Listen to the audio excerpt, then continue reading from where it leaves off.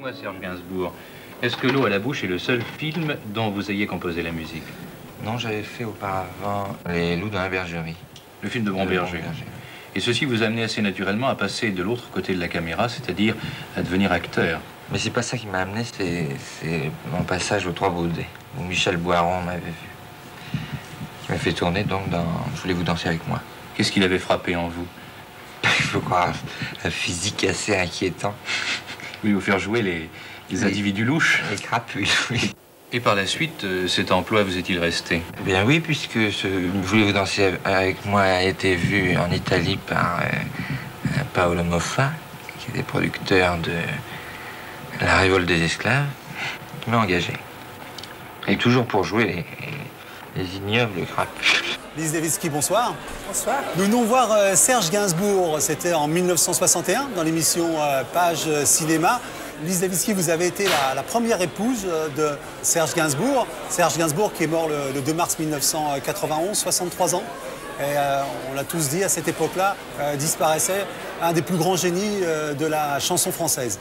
Mais pour vous, Serge Gainsbourg, c'est Lulu. Hein, ça a toujours été Lulu quand vous l'avez rencontré. Il avait 19 ans et vous, 21. C'est ce que vous racontez dans ce très beau livre que vous éditez chez First Éditions, Lise et Lulu, dans lequel vous nous faites découvrir, je crois, un Serge Gainsbourg qu'on ne connaît pas.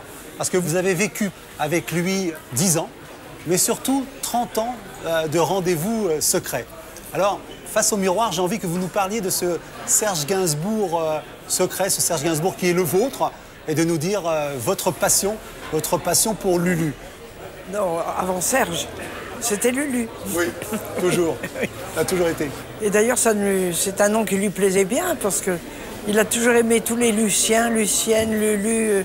Et il est un Lucien lui-même. C'est un Lucien Gainsbourg. Lucien, il n'a jamais oublié qu'il était Lulu. Oui.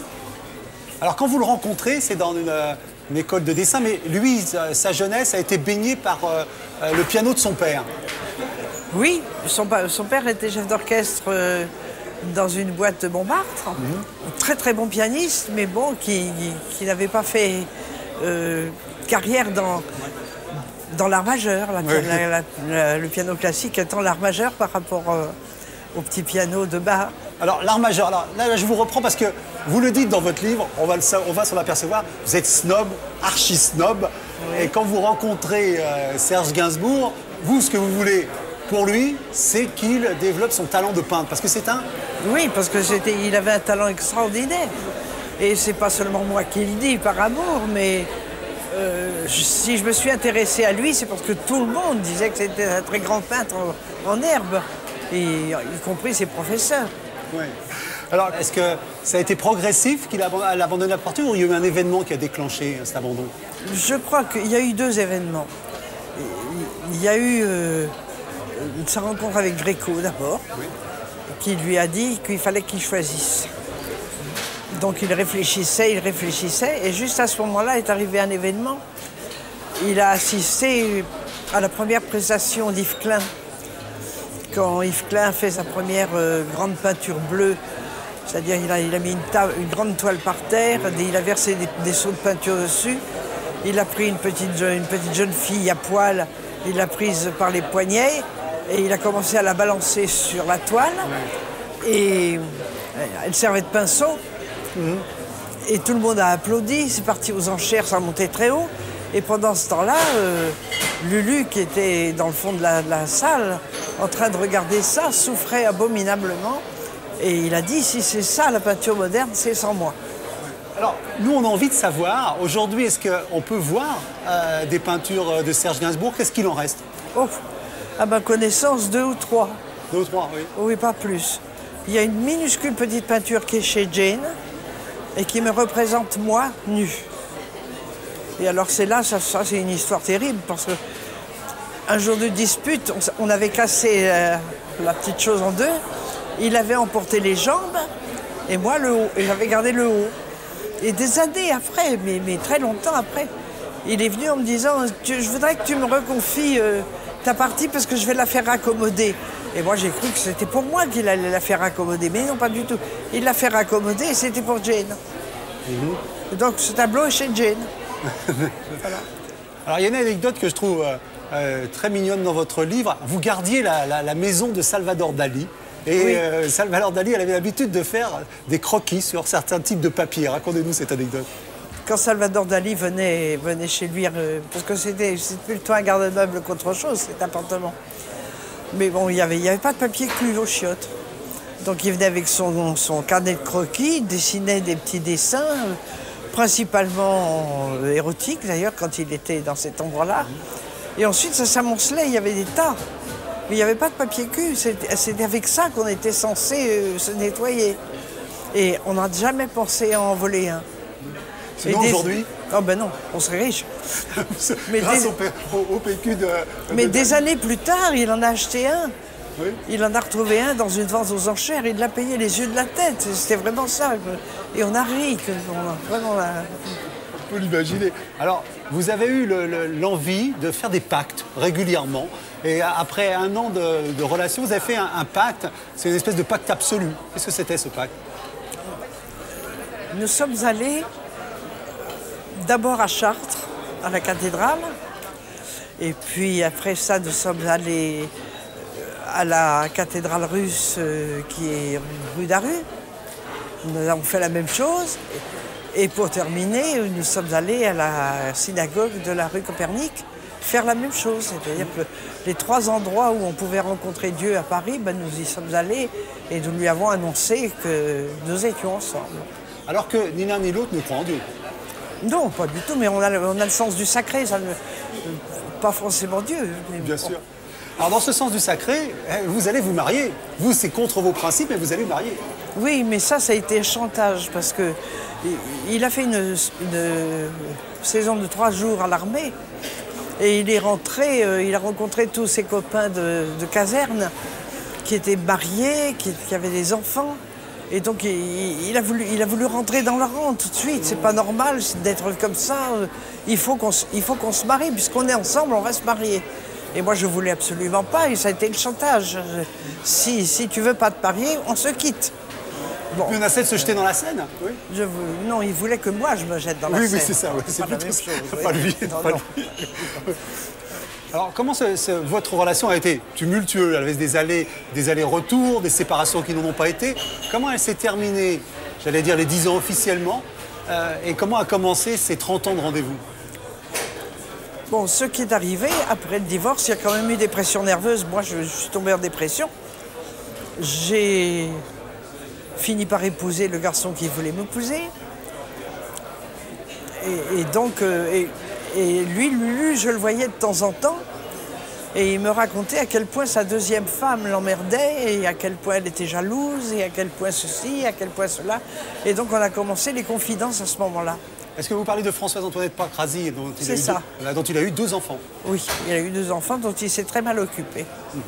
C'est pas bien. Mais bon, elle l'a vraiment emmerdé, je crois. Enfin, et bon, il me racontait tout ça, et moi je lui dis mais calme-toi. Et puis après il y a eu le procès en divorce, il y a eu un procès, etc. Je lui dis mais si, tu dois payer la pension des enfants, etc. Enfin bref, là je suis devenue une espèce de guide. Mais on allait à l'hôtel. Oui. Alors vous dites, c'est une parenthèse, mais comme vous le dites dans le livre, c'est le meilleur amant que vous ayez jamais eu. Ah oui, ça oui, j'en ai eu plusieurs autres, je vous assure, c'était le meilleur coup de ma vie. Alors donc, il a... Pas seulement de la mienne d'ailleurs, je suis sûre que ça a été le meilleur coup pour beaucoup. Vous avez eu des témoignages, si je comprends bien. Oui. Alors, dans votre livre, il y a quelque chose que peut-être on découvre, c'est on se pose la question, parce que c'est dans votre livre, de savoir si Serge Gainsbourg ne se serait pas prostitué. Bon, bah, il l'a dit lui-même, sinon j'en aurais pas parlé. Oui, bien sûr. Et on sent dans le livre que c'est un moment qui a été difficile dans votre relation. Ah, parce pour que... moi, ça a été affreux. Ah oui, non, ça j'en ai bavé. À ce moment-là, j'en ai vraiment bavé, oui. Mais comment vous l'avez appris, c'est-à-dire? Bah, je l'ai appris parce que j'ai rencontré au Touquet, là où il jouait, une dame qui s'appelait Lucienne. Et donc, et il se trouve qu'elle tenait une annexe de Madame Claude dans le 16e arrondissement, c'est tout, quoi. C'est comme ça que je l'ai su. Alors, comment avez-vous vécu les autres rencontres, les autres femmes, et particulièrement Jane Birkin? Je ne sais pas, parce que quand on est retombé vraiment dans les bras l'un de l'autre complètement, il n'avait pas encore rencontré Jane. Et il était en train de s'occuper de la rue de Verneuil, qu'il était en train d'arranger. L'hôtel particulier qui venait d'acheter. Voilà. Et là-dessus, Jane est arrivée. Mais lui, il m'a raconté qu'il est tombé amoureux de Jane à l'instant où il l'a tenue dans ses bras pour danser. Donc, bon, il est tombé, mais amoureux fou, tout de suite, tout de suite. Et lui, il a cru qu'il avait entre les mains une espèce de créature malléable et dont il allait faire sa créature. Lui, il s'est vécu tout à fait en Pygmalion total. Et bon, elle s'est laissée faire pendant des années par amour, etc. Mais un jour, elle a eu envie d'être elle-même aussi. Et là, ça a commencé à ne plus aller du tout. Et alors là, il venait chez moi en hurlant qu'elle était en train de se démaquiller, de se défaire ceci, de se défaire de cela. Enfin, elle redevenait elle-même. Et au fur et à mesure qu'elle redevenait elle-même, elle le quittait. Et quand elle a quitté, je suppose qu'il est venu vous voir. Ah oui, mais ça, quand il est venu me voir, il s'est mis à rouler par terre en hurlant, mais vraiment, je ne savais pas qu'un homme pouvait crier autant et hurler autant de douleur, et de colère et de rage.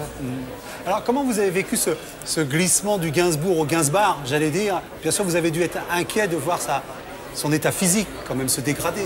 Ah oui, ça c'était terrible. Mais aller dire à un ivrogne d'arrêter de boire, c'est pas possible.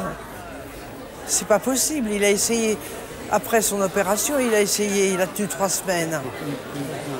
C'est pas possible. Comment avez-vous appris sa mort? À la radio. La radio. Par la radio. Moi, je lui ai parlé le matin. Il m'a dit qu'il ne voulait pas mourir. Il criait. Et moi, comme je me suis dit, bon, il est bourré. 10 h du matin, c'est trop tôt. Vous avez peur? J'ai pas compris du tout que c'était un appel au secours. Moi, j'étais en Bretagne, donc je ne pouvais pas venir tout de suite, comme il voulait. Et en fait, il était en train de mourir et il avait une peur bleue. Et quand vous allez le voir, je crois que vous allez rue de Verneuil, je crois le voir, là, vous rencontrez Jane. Alors là, je rencontre Jane, on tombe dans les bras l'une de l'autre. Bon, et il m'a dit que tu étais tellement gentille et tellement discrète. Et ça voulait dire tout le reste. Et je le suis restée jusqu'à ces jours-ci. Quand vous faites le bilan de cet amour avec Serge Gainsbourg, de quel côté penche la balance? Oh, ben, je suis contente d'avoir eu un homme pareil dans ma vie. C'est pas tout le monde qui... C'est un privilège extraordinaire d'avoir eu un homme comme ça dans sa vie. On ne lâche pas le morceau quand on l'a. Je crois que ça ne flatte pas que la snob. Non, c'est... La femme. Non, c'est bon, je sais pas, c'est total, quoi. C'est absolu. On est passé par toutes les formes d'amour possibles et imaginables. J'ai trouvé que c'était peut-être l'épitaphe qui lui correspondait le plus. Ces vers de Rimbaud qui disaient « Je pisse vers les cieux bruns, très haut et très loin, avec l'assentiment des grands héliotropes. » Oui, c'est pas beau, ça? C'est très beau. On voit les héliotropes qui penchent un petit peu comme ça sous le jet. C'est magnifique. On gardera cette image de Serge et de ces héliotropes qui se penchent sur lui. Voilà, on parlait avec vous, Lise Levitzky, de Lise et Lulu. 40 ans d'amour avec Serge Gainsbourg, et c'est aux éditions First. Et je crois que chacun va découvrir un Gainsbourg qu'il ne connaît pas et qui va l'émouvoir. Et votre histoire est extrêmement émouvante. En tout cas, Lise Levitzky, merci beaucoup pour ce Lulu-là. Merci.